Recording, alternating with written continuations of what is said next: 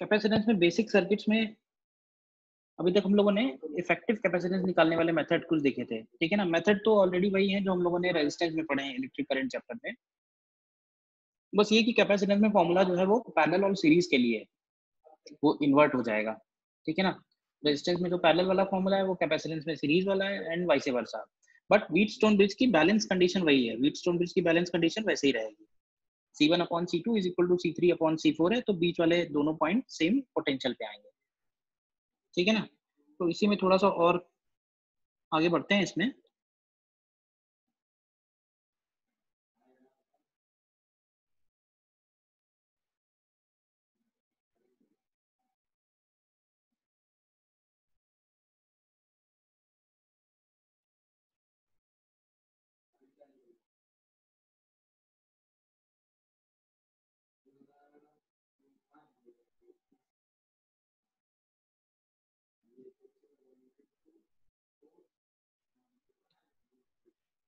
इसमें आपको ये ऊपर वाला क्वेश्चन करना है पहले,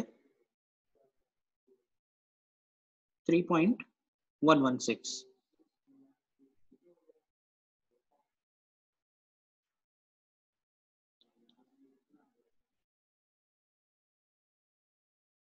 ठीक है, देखो करो ट्राई इसको।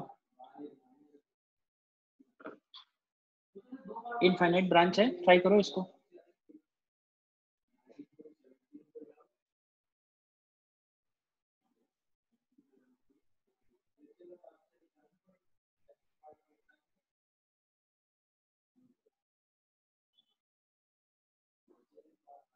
सिंगल बैटरी सर्किट के लिए सबसे पहले हमें सी इक्विवेलेंट कैलकुलेट करना है, देन क्यू टोटल कैलकुलेट करना है, देन क्यू टोटल को डिवाइड कर देना है सीरीज या पैरेलल में, ठीक है ना।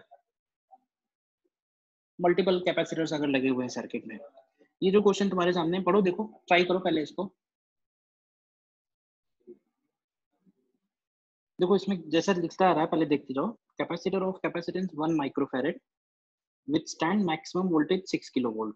तो ऐसे देखो कि हमारे पास एक 1 माइक्रोफैरेड का कैपेसिटेंस है और इसके अक्रॉस मैक्सिमम जो वोल्टेज होना चाहिए वो 6 किलो वोल्ट है।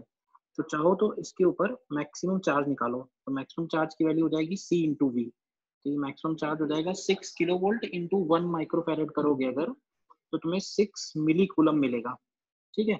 Similarly there is another capacitor, ठीक है, और वो कैपेसिटर दिया हुआ है 2 माइक्रोफैरेड।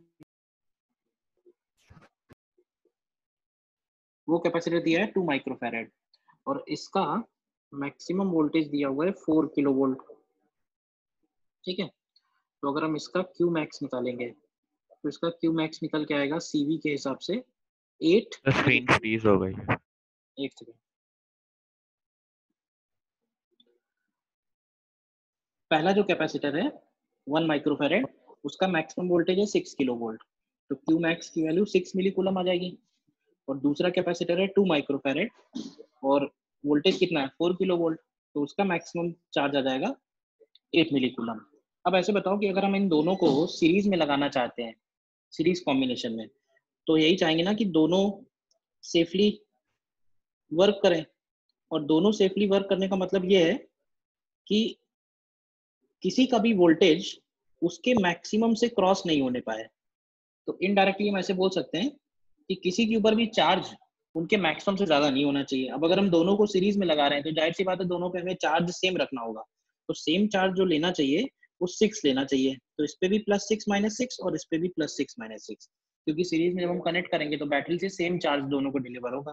तो टोटल वोल्टेज क्या हो जाएगा ए और बी के बीच में, तो तुम V A minus V B निकाल सकते हो। तो हो जाएगा +Q/C एंड +Q/C। तुम देखोगे ये 3 + 6 यानी कि ये 9 किलो वोल्ट हो जाएगा आंसर। कर लिया था कई लोगों ने, बोलो।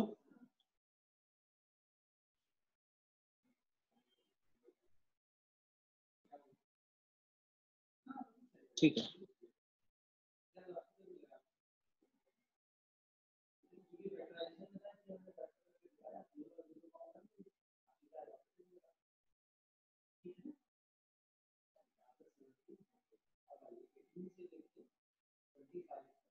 नेक्स्ट देखो,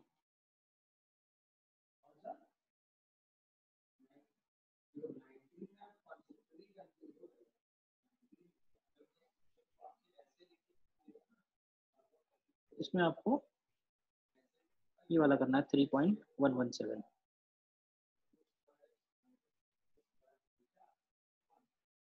3.117 है।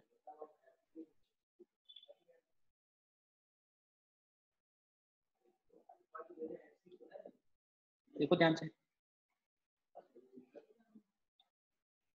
इसके पिछले वाले में किसी को कोई डाउट? क्लियर है सभी को ना?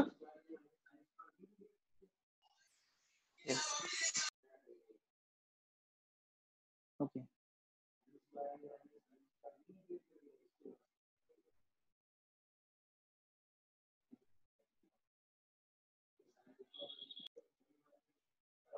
देखो, इसमें क्या है, सर्किट जो तुमको ऊपर दिया हुआ है, ठीक है, C1 है, फिर एक बैटरी है, और फिर C2 है, point A, point B, C1, C2 and EMF E। Battery का वोल्टेज दिया है 10 वोल्ट, C1 है 1 माइक्रोफेरेड, C2 है 2 माइक्रोफेरेड, और पोटेंशियल डिफरेंस दिया हुआ है। तो देखो ये क्योंकि एक ही ब्रांच है, तो हम ऐसे मान लेते हैं कि इस ब्रांच में जो चार्ज गया होगा वो सेम चार्ज गया होगा, तो इसके ऊपर भी प्लस क्यू माइनस क्यू आएगा, इसके ऊपर भी प्लस क्यू माइनस क्यू आएगा।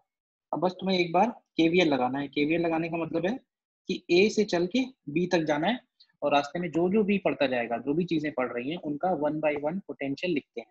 तो देखो इधर से चलेंगे तो सबसे पहले क्या पड़ेगा, ए से चलेंगे, तो ए से चलेंगे, सबसे पहले C1 पढ़ रहा है, तो C1 का वोल्टेज लिख दो, कितना आएगा, तो C1 का हो जाएगा plus Q by C1, C1 की वैल्यू डाल देते हैं 1।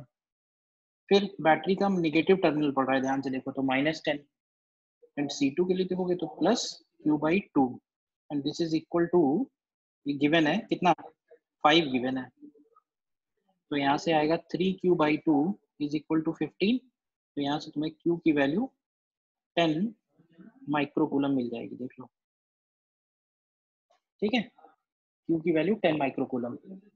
अब Q 10 हो गया, तो C1 के अक्रॉस वोल्टेज कितना हो जाएगा, ये हो जाएगा 10/1 यानी कि 10 वोल्ट, और C2 के अक्रॉस वोल्टेज हो जाएगा 10/2 यानी कि 5 वोल्ट।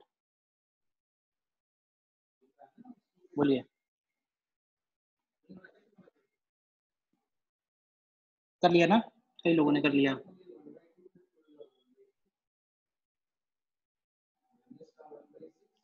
और देखो, नेक्स्ट देखो,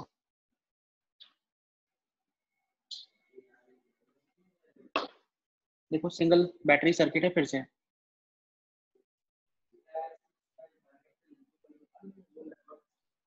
देखो, इस केस में C2/C1 की वैल्यू 2 दी हुई है, ठीक है, तो इसका मतलब है कि C2/C1 पे ही ये आंसर डिपेंड कर रहा होगा, इंडिपेंडेंटली इनकी क्या वैल्यूज है उस पर डिपेंड नहीं कर रहा होगा। तो इसका मतलब हम सिंप्लीफाई करने के लिए चाहो तो हम C1 को C ले लेते हैं, तो C2 हो जाएगा 2C, C1 को C, तो C2 हो जाएगा 2C। तो सबसे पहले निकालते हैं equivalent capacitance, equivalent capacitance across battery terminals, equivalent capacitance across battery terminals. तो देखो इक्विवेलेंट कैपेसिटेंस क्या आएगा, C और 2C सीरीज में है, तो 2C/3 और 2C, तो 2C/3 और 2C पैरेलल में ऐड करेंगे तो हो जाएगा 8C/3, और C के साथ सीरीज में, तो ये हो जाएगा 8C/11। इसके बाद Q टोटल निकालो, Q टोटल फ्रॉम बैटरी कितना हो जाएगा, तो ये हो जाएगा C इक्विवेलेंट इंटू E, तो ये हो जाएगा 8CE/11। अब जरा ध्यान से डिस्ट्रीब्यूशन देखना, बैटरी के इस टर्मिनल से 8CE/11 निकलेगा, और इस टर्मिनल पे 8CE/11 वापस आएगा, यानी इस प्लेट पे पूरा का पूरा कैपिटल Q चार्ज आ जाएगा। देखो अब जब ये 8C/11 यहाँ पहुंचेगा इस कॉर्नर पे, तो देखो ऊपर है 2C/3, ध्यान से देखना, ये कैपेसिटेंस पूरा ये है 2C/3 और ये कैपेसिटेंस है 2C। तो कैपेसिटेंस का रेशियो अगर तुम देखो ध्यान से तो 1:3 है। तो चार्ज का डिवीजन पैरेलल में सेम रेशियो में होता है जैसे कैपेसिटेंस होता है, यानी 2C/3 में और 2C में जो कैपेसिटी चार्ज जाएगा वो 1:3 के रेशियो में जाएगा। तो जब तुम 1:3 में डिवाइड करोगे तो ध्यान से देखो, इधर की तरफ जाएगा 2CE/11 और इधर नीचे की तरफ आएगा 6CE/11। देखो ये बात क्लियर है या नहीं?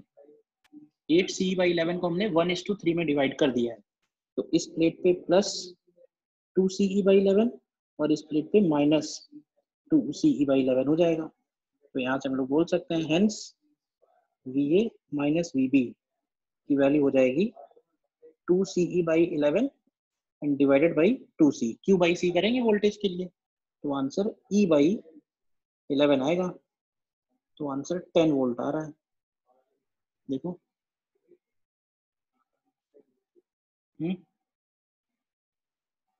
3-4 लोगों ने ये आंसर भेजा है, बाकी लोग चल आउट था। देख लो एक बार। सबसे पहले कैपेसिटेंस निकाला है सर्किट का। देखो पॉइंट ए और बी के बीच में पोटेंशियल डिफरेंस निकालना है, बट ये पॉइंट ए और बी कहीं कनेक्ट नहीं है, तो इससे इनका कोई सिग्निफिकेंस नहीं है इन दोनों ब्रांचेस का। सर्किट बाकी है, तो सबसे पहले बाकी सर्किट का कैपेसिटेंस निकाला। तो सबसे पहले कैसे निकाला? तो ये दोनों सीरीज में किए सबसे पहले, सीरीज के बाद इसके साथ पैरेलल में, फिर इसके साथ सीरीज में। तो ये वैल्यू निकल के आई 8C/11 करके देखो, ठीक है। फिर Q टोटल निकाला, Q टोटल की वैल्यू लिखेंगे C इक्विवेलेंट इंटू A, और इस Q टोटल को इस सर्किट में हमने डिवाइड किया। डिवाइड यहीं पे करना पड़ा क्योंकि ये 2C/3 था और ये 2C था, तो 2C और 2C/3 में 1:3 के रेशियो में डिवाइड कर दिया। जिस रेशियो में कैपेसिटेंस है उसी रेशियो में चार्ज भी डिवाइड होगा। बोलो क्लियर है क्वेश्चन ये?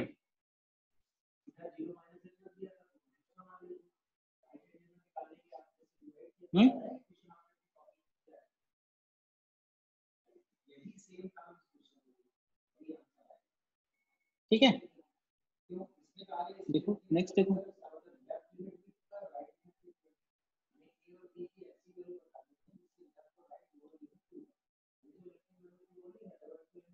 नेक्स्ट देखो। देखो दोनों ही लिखे रहने दो क्वेश्चन, 1 बाय 1 करना। पहले 1 to 4 करो, 3.124।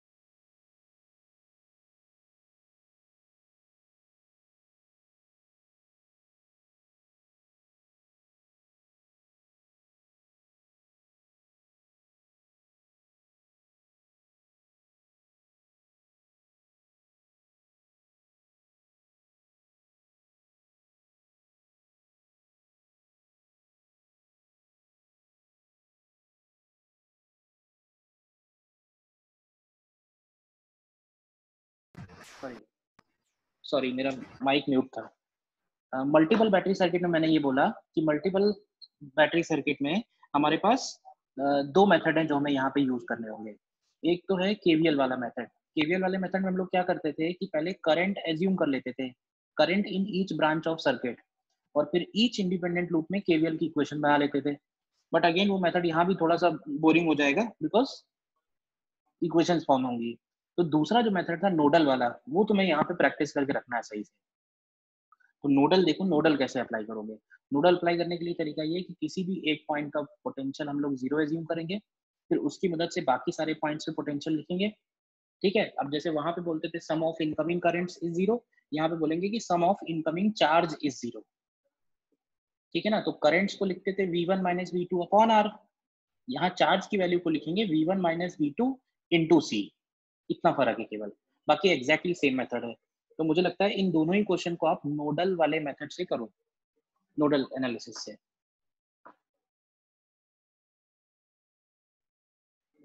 ठीक है, जैसे देखो मैं पहले बता देता हूँ, जैसे इसमें पॉइंट बी का वोल्टेज 0 ले लो,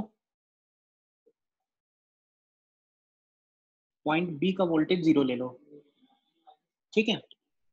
तो अगर पॉइंट बी का 0 ले रहे हो तो ध्यान से देखो, यहाँ का हो जाएगा -10 और यहाँ का हो जाएगा 20, तो ये 20 हो गया और ये -10 हो गया, और ए का पोटेंशियल x एज्यूम कर लो, ठीक है।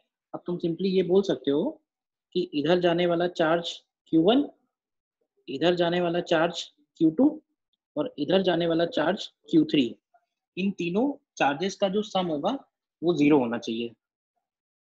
हम लोग 3.124 पहले कर रहे हैं सॉल्व, तो Q1 plus Q2 plus Q3 is equal to 0.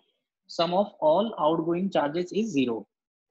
अब देखो करंट लिखते थे V1 minus V2 upon R से, चार्ज को लिखेंगे V1 minus V2 into C, Q equal to CV होता है, तो Q1 की वैल्यू बनेगी, ध्यान से देखो, तो C1 यानी कि 1 माइक्रोफेरेड इनटू, अब चार्ज जिस डायरेक्शन में जा रहा है तो हायर वो होगा और लोअर दूसरा वाला पॉइंट बनेगा, ये हो जाएगा x माइनस -10, तो x प्लस 10 हो जाएगा। फिर Q2 लिखेंगे तो 2 x माइनस 20, और Q3 लिखेंगे तो 3 और x माइनस 0। तो तुम देखो ध्यान से, तुम्हें डायरेक्ट x मिल जाएगा और जो x की वैल्यू होगी वही VA माइनस VB हो जाएगा। देखो सॉल्व करो क्या आता है बताओ।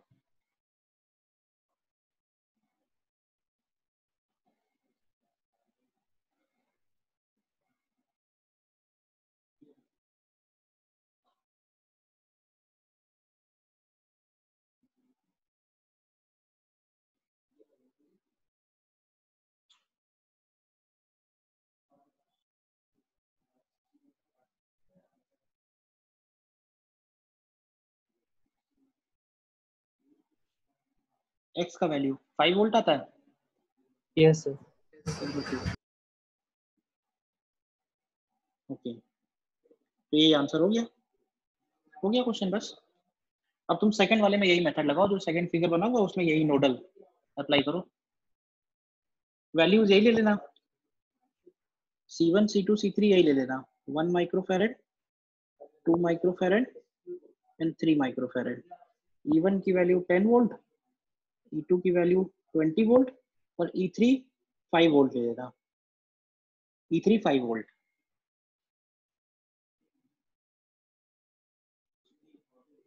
E3 इज 5 वोल्ट, देखो जल्दी से आ जाएगा।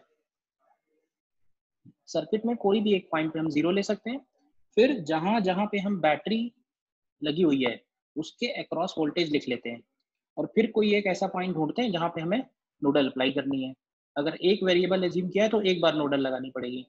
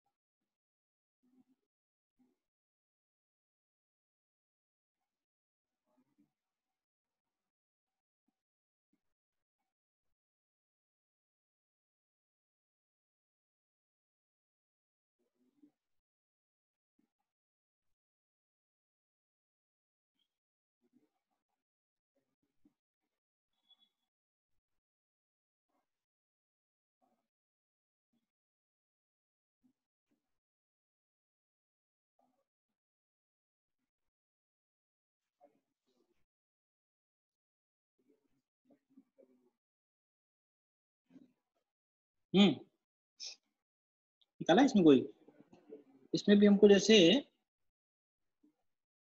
0.1 का पोटेंशियल फाइंड करना है और O का 0 लिया हुआ है उसने, ठीक है। तो एक काम करो, जैसा लिया है वैसे ही ले लेते हैं, इसको हम लोग 0 वोल्ट्स ले लेते हैं, और 0.1 का हम लोग x एज्यूम कर लेते हैं, देखना ध्यान से। अब 0.1 का अगर x होगा तो ये वाला पॉइंट ध्यान से देखो तो x माइनस 10 हो जाएगा, ये भी x माइनस 10 होगा और ये भी x माइनस 10 होगा। इसके बाद 0.2 का कितना हो जाएगा, तो 0.2 का ध्यान से लिखो तो x प्लस 10 हो जाएगा, और 0.3 का लिखोगे अगर ध्यान से तो ये x माइनस 5 होगा। ठीक है, तो फिर से उसी तरह से कि इधर जाने वाला Q1, इधर जाने वाला Q2 और इधर जाने वाला Q3, इन तीनों चार्जेस का सम 0 होगा। तो देखो बनाओ इक्वेशन क्या बनेगी 3.125 में Q1 plus Q2 plus Q3 equal to 0। Q1 की वैल्यू ध्यान से देखना, Q1 लिखेंगे x माइनस 0 इंटू 1, Q2 लिखेंगे 2 इंटू x प्लस 10 और Q3 लिखेंगे 3 into x minus 5 equal to 0। देखो यहाँ से x का क्या वैल्यू आ जाता है, बस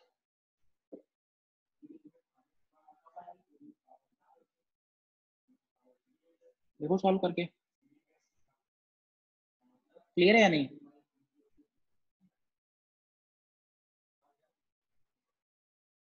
फाइव बाई सिक्स आता है। Yes. 5/6 volts।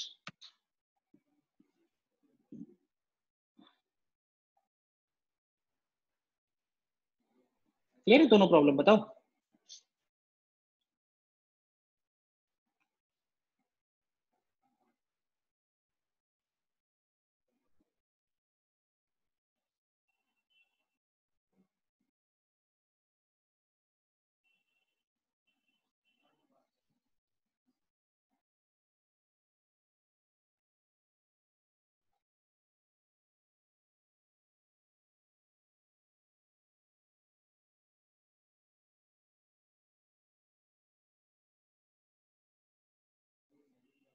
ठीक है ना,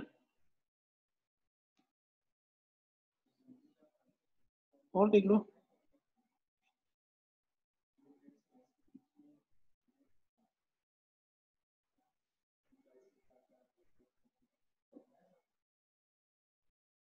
सपोज बैटरी है, कैपेसिटर है, देन अगेन एक कैपेसिटर और बैटरी।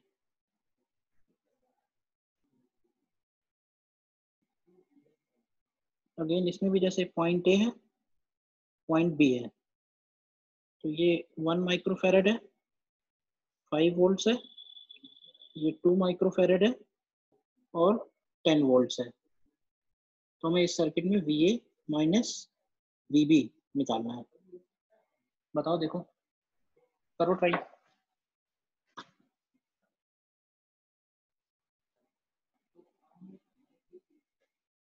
देखो करो ट्राई।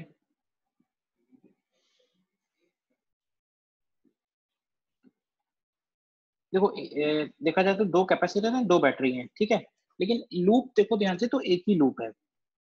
तो मैं इसको केवीएल से भी बता देता हूँ कि केवीएल से कैसे करेंगे। तो इसमें तुमको क्या करना होगा, तुम्हें इसमें लिखना होगा कि let us assume Q charge flows in the loop in the direction shown,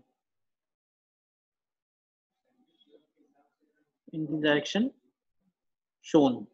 मान लेते हैं कि जब हमने इस सर्किट को क्लोज किया होगा तो इसमें Q चार्ज एंटी क्लॉकवाइज घुमा होगा। एंटी क्लॉकवाइज ही क्यों लिया, क्योंकि ध्यान से देखो तो दोनों बैटरी सेम डायरेक्शन में चार्ज डिलीवर कर रही हैं, तो उन्हीं उसी डायरेक्शन में ले लिया, नहीं तो जो बड़ी होती है उसके हिसाब से ले लेते। तो देखो Q अगर एंटी क्लॉकवाइज चल रहा है, ध्यान से सोचना, Q अगर एंटी क्लॉकवाइज चल रहा है तो जब इस 2 माइक्रोफेरेड पे आया होगा तो कौन सी प्लेट पॉजिटिव होगी और कौन सी नेगेटिव होगी। इसी तरह से जब ये Q 1 माइक्रोफेरेड पे पहुंचा होगा तो कौन सी प्लेट पॉजिटिव होगी, कौन सी नेगेटिव होगी, तो वो चार्ज वहां पे क्लियरली लिख दो। इसका ये प्लस क्यू होगा, ये माइनस क्यू होगा, इसका ये वाला प्लस क्यू होगा, ये वाला माइनस क्यू होगा। अब बस तुम्हें केवीएल लगा देना है सीधे सीधे, ठीक है ना। यूजिंग केवीएल क्या करोगे, कहीं से चलो, मान लेते हैं ए से चलना शुरू कर रहे हैं नीचे की तरफ, तो ए से नीचे की तरफ चलोगे तो लिखोगे plus q/2 then -10 plus q/1 then -5 equal to 0। तो यहाँ से तुम्हें 3q/2 15 मिलेगा, यानी q की वैल्यू 10 माइक्रोकूलम मिल रही है। अच्छा, q हमने जो एज्यूम किया और जो निकल के आया दोनों पॉजिटिव निकल के आया, का मतलब है कि जो डायरेक्शन हमने एज्यूम किया ये भी सही है। अब हमें निकालना है VA माइनस VB, तो VA माइनस VB निकालने का मतलब ये हुआ कि हमें A से चल के B तक पहुंचना है, और जो भी रास्ते में बढ़ता जाएगा उसका वोल्टेज लिखते जाएंगे सीधे सीधे। तो A से चलोगे तो क्या पड़ेगा, A से चलोगे तो पड़ेगा +5 पड़ेगा, ध्यान से देखो +5 पड़ रहा है और -q/1 पड़ रहा है, तो इसका मतलब ये +5 और -10 पड़ रहा है, तो आंसर -5 वोल्ट होगा।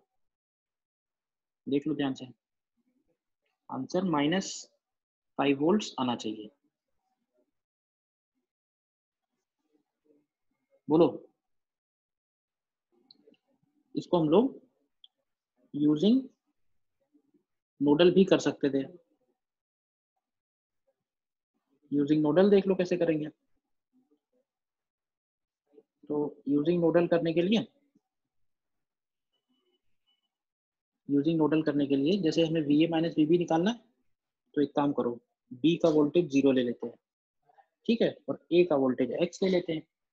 अब अगर B का 0 है, ध्यान से देखो, तो ये भी 0 होगा, ये भी 0 होगा। अब ये 0 है तो ये वाला -10 आएगा, ध्यान से चेक करो, ठीक है, और ये X है अगर, तो ये भी X होगा, और ये वाला पॉइंट ध्यान से देखो, तो ये X -5 आएगा।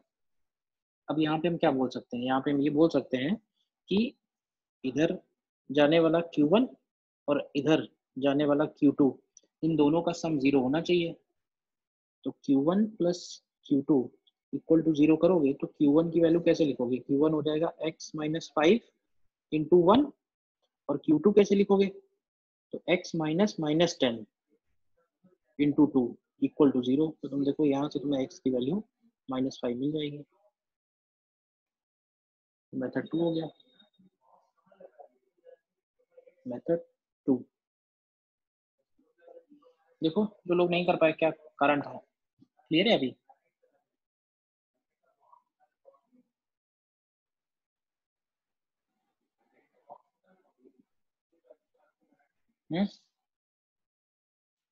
कुछ लोगों का 5 आ रहा था, क्लियर है अभी।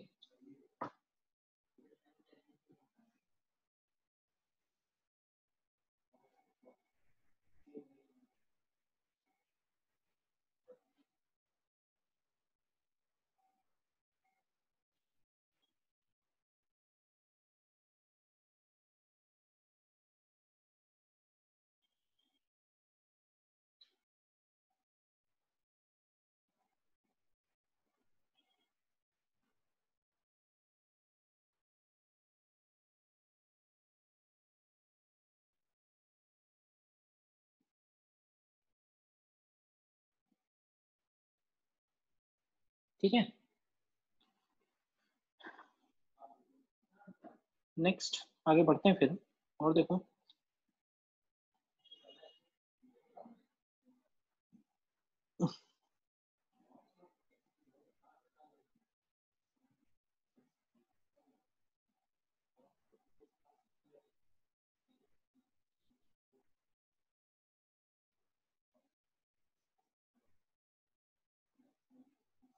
देखो ये 3.122 देखो,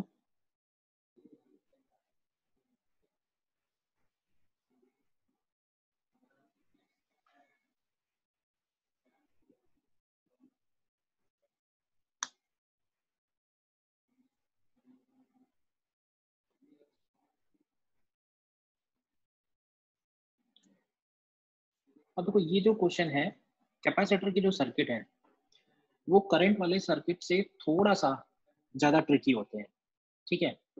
अब इसमें क्या थोड़ा सा ज्यादा ट्रिकी क्या मतलब है, अब इसमें चक्कर ये होता है कि कैपेसिटर में कई बार ये होगा कि कैपेसिटर पहले से ही चार्ज है।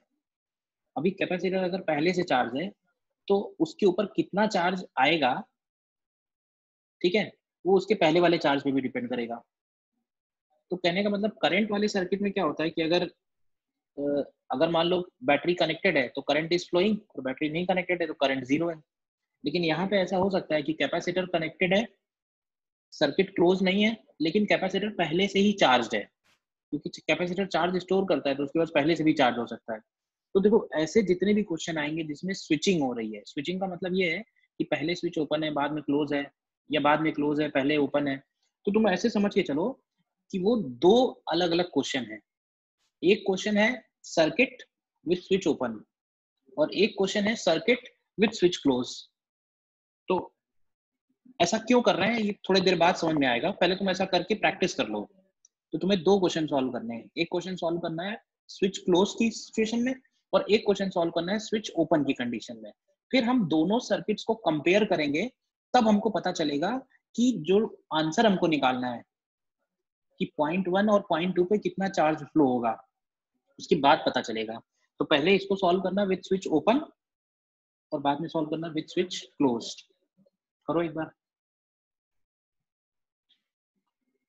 देखो मैंने जैसे बताया कि इसमें तुम्हें दो क्वेश्चन सॉल्व करने हैं, एक क्वेश्चन विथ स्विच ओपन और एक क्वेश्चन विथ स्विच क्लोज। ठीक है, तो देख लो ध्यान से इसको एक बार। तो अगर हम स्विच को ओपन रखते हैं, ठीक है, तो ओपन में तो ऊपर बना ही हुआ है, यही लिख देते हैं। स्विच अगर ओपन है, ओपन स्विच की कंडीशन में हमें हर एक कैपेसिटर पे चार्ज लिखना है। ध्यान से देखो, तो देखो ओपन स्विच की कंडीशन में जो इधर वाला लूप है, ओपन स्विच की कंडीशन में जो इधर वाला लूप है, ध्यान से देखो, तो इस बैटरी से कोई भी चार्ज डिलीवर नहीं होगा। क्यों नहीं होगा? क्योंकि इधर वाला ब्रांच तो ओपन ही है ना। यानी कहने का जो क्लोज सर्किट है वो सिर्फ ये वाला है। अब तुम इस सर्किट में अगर तुम ध्यान से देखो, तो इस सर्किट के लिए अगर C इक्विवेलेंट निकालोगे तो ये आएगा 1 इंटू 2 अपॉन 1+2, यानी कि 2/3 माइक्रोफेरेड। तो Q बैटरी से जो निकला होगा वो हो जाएगा C इक्विवेलेंट इंटू E, तो ये हो जाएगा 20/3 माइक्रोकूलम। तो 20/3 माइक्रोकूलम बैटरी के पॉजिटिव टर्मिनल से निकला होगा, तो इधर आ जाएगा +20/3, इधर आ जाएगा -20/3, इधर आ जाएगा +20/3, इधर आ जाएगा -20/3 माइक्रो कूलम।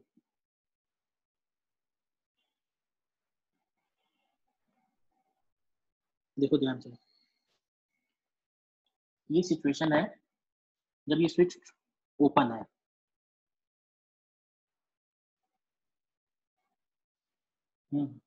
बोलिए, क्लियर है? अब हम इस सर्किट को एक और बार सॉल्व करेंगे विथ स्विच क्लोज्ड। देखो ध्यान से,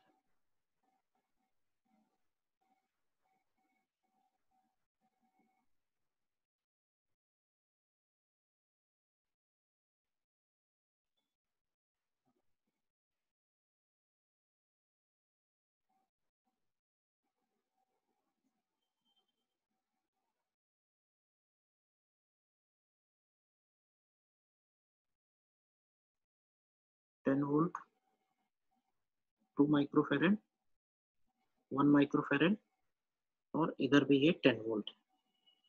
ठीक है, तो अब ऐसे समझ लो कि तुमको फिर से हमको चार्ज निकालना है इस पर्टिकुलर सर्किट में। ठीक है, तो देखो केवीएल कैसे लगाएंगे, केवीएल से भी देख लेते हैं डिफरेंट मेथड। तो केवीएल लगाने के लिए हम ऐसे बोल सकते हैं कि सपोज इस लूप में एज्यूम कर लेते हैं Q1 चार्ज है, और इस लूप में एज्यूम कर लेते हैं Q2 चार्ज है। ध्यान से देखना, मतलब जो लेफ्ट वाली बैटरी है उससे Q1 निकला है, जो राइट वाली बैटरी है उससे Q2 निकला है। तो लेफ्ट वाली बैटरी से जो Q1 निकला है वो इसके ऊपर इस प्लस पे आएगा, इधर माइनस आएगा। ऐसे ही राइट वाली से भी ऊपर प्लस आएगा माइनस आएगा। लेकिन ध्यान से देखो बीच वाले कैपेसिटर पे दोनों से चार्ज आया है, तो बीच वाले कैपेसिटर की ऊपर वाली प्लेट पे लिखेंगे प्लस Q1 प्लस Q2 और नीचे वाली प्लेट पे लिखेंगे माइनस का Q1 प्लस Q2। इधर आ जाएगा, इधर प्लस Q2 माइनस Q2। अब तुम क्या करो, KVL लगाओ इसमें, क्या इक्वेशन बनेगी। तो यूजिंग KVL यहाँ से आएगी, एक इक्वेशन तो ये आएगी Q1 plus Q2 is 2 into 10 यानी कि 20 माइक्रोकूलम। और एक इक्वेशन इस लूप में लगाओ, -10 plus Q2 by 1 and plus Q1 plus Q2 by 2 equal to 0। ये इक्वेशन 2 आएगी, देखो ठीक है। तो तुम यहाँ से सॉल्व करोगे अगर ये दोनों इक्वेशन, ध्यान से देखो, तो Q1 प्लस Q2 की वैल्यू 20 है, तो अगर रख दें यहाँ से तो ध्यान से देखो Q2 0 आ जा रहा है और Q1 की वैल्यू 20 आ जाएगी। जैसा आ रहा है वैसा लिखते जाओ। दो इक्वेशन बनाई है दो लूप में, ठीक है ना। तो उससे Q1 और Q2 की वैल्यू निकल आई, तो Q1 निकल के आ रहा है 20 और Q2 निकल के आ रहा है 0, ठीक है। तो इसका मतलब समझना ध्यान से कि अगर हम इस सर्किट का आंसर लिखें एक तरह से, ठीक है, कि सॉल्व करने के बाद चार्जेस क्या आ रहे हैं, सॉल्व करने के बाद चार्जेस क्या आ रहे हैं।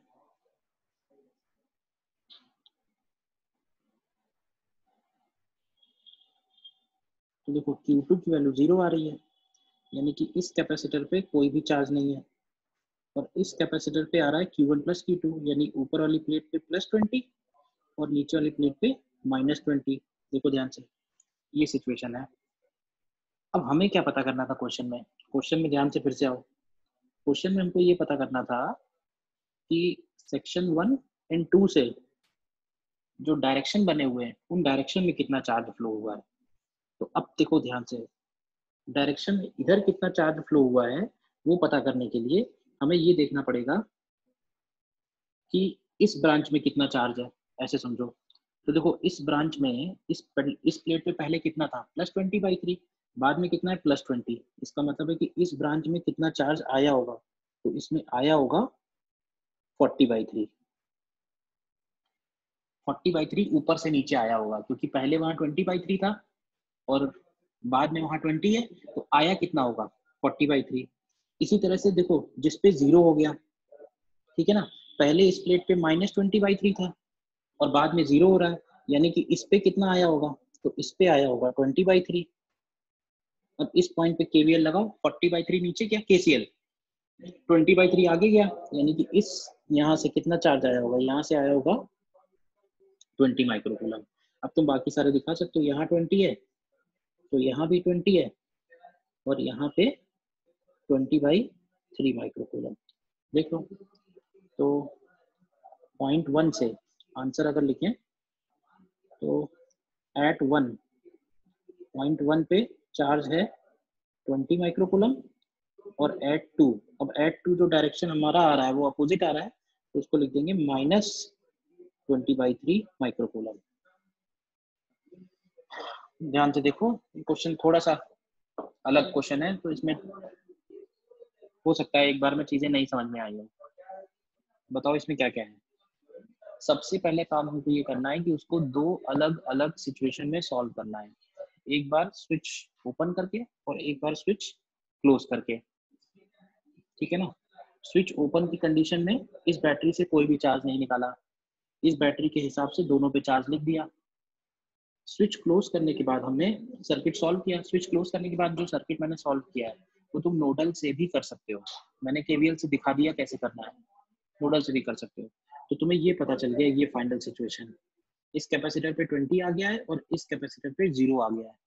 तो देखो इसके इस प्लेट पे 20 आने का मतलब है पहले इस पे 20/3 था, बाद में इस पे 20 हो गया, इसका मतलब है कि 40/3 नीचे आया होगा।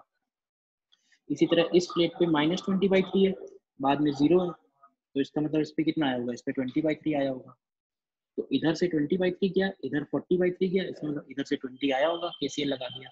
तो इधर 20 है तो इधर भी 20 है, और इधर 20/3 है तो इधर भी 20/3 है, तो पूरा सर्किट में वही चार्ज घूम के आ रहा है ना।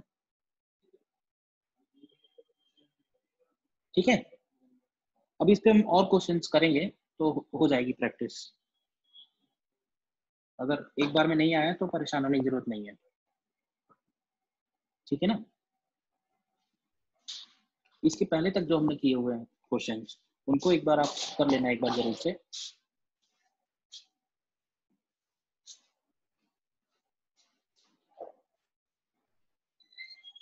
ठीक है, तो आज वाले लेक्चर में यहीं तक रखते हैं।